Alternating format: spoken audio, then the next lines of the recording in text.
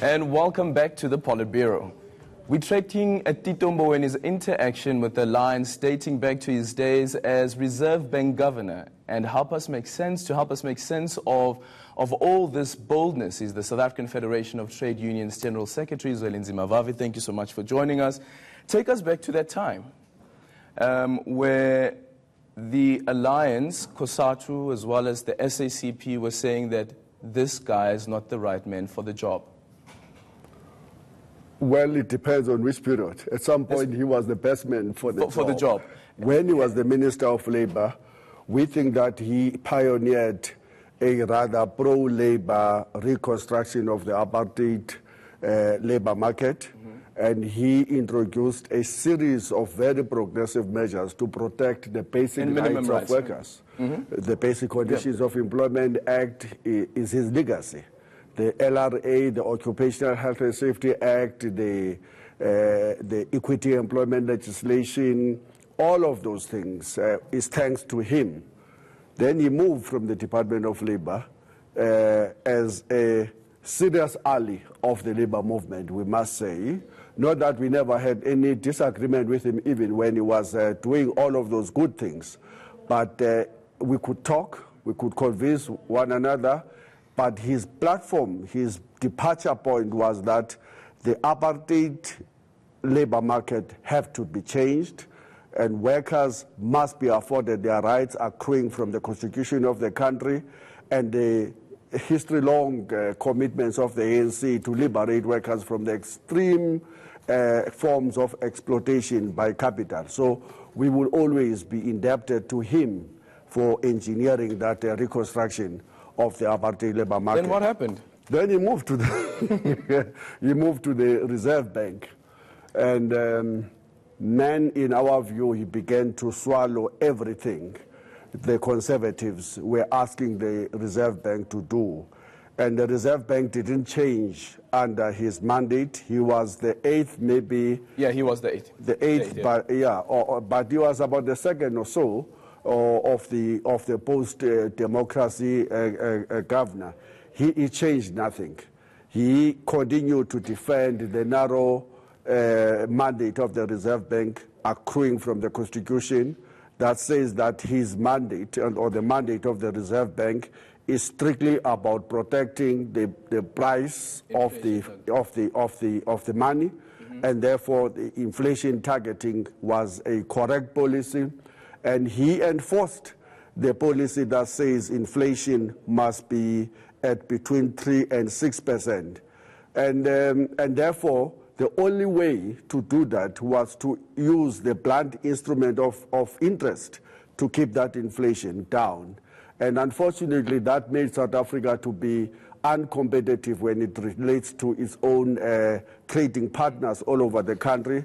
We have relatively high levels of interest rates, which makes the price of money, of borrowing, and therefore of possibilities of bringing in black entrepreneurs in the economy a nearly impossible situation because they get punished by these high rates of interest rates. Yeah. We think that we have paid very dearly for that misguided policy that have unfortunately not assisted the country to tackle the principal problem that we face, which is the crisis of unemployment now hovering above 40% for the black majority. So then fast forward to 2009, his contract then comes to an end, and he says he's available for to serve another term if the contract is extended. But there's an article that we also introduced in our introduction as well, is Tito Mboweni was pushed out. And that was because of COSATU and the SACP at the time. Would you agree with that sentiment? Well, we have had enough of him when he was at Reserve Bank, and we couldn't say... Did you push him out? No, we didn't push him out. We would have not agreed that he would be appointed as the Minister of Finance. At that time, we held, and COSATU had a big sway in the first few months of the Zuma administration. We would have blocked him to be appointed again. Did the president know that sentiment? He knew it. At the time? He knew it very well. I think that he knew it very well. We've had loads and loads of discussion about what, in our view, had gone wrong in the democratic processes or transformation processes of South Africa.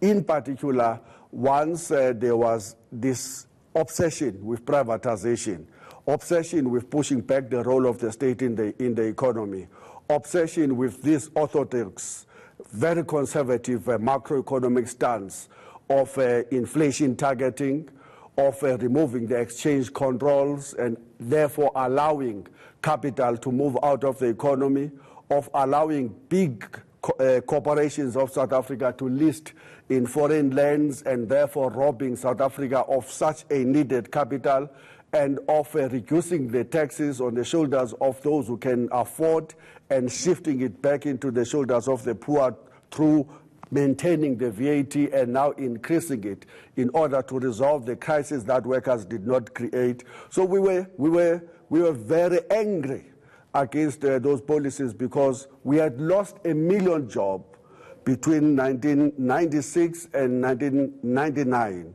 And that's why by 1999 we're in the streets and campaigning against those job losses and campaigning against deindustrialization of the economy. You speak about the obsession of privatization, and it seems that that debate is coming back, although they term it now reconfiguration. And just before his medium-term budget speech, you said that the working class should expect hell. After listening to the budget speech, do you still stand by that? Well, luckily for us, at least he didn't say and repeat the things that were so false that he said in Cape Town during the Kada Asmal lecture. Yeah. He didn't repeat them. At least that gave us some hope that there may be contestation within the ANC. Is this for example, around 8 rand for every 10 rand that government spends, 8 rand goes to... Which is false, which is misinformation. In that clip, he actually says it should not get there, which means it's not there right now. It is not even something that you can begin to talk about as if it is somewhere 6-7% or so. We spending around 32% according to the Treasury's own information on salaries and wages. Where does the minister get this 8%?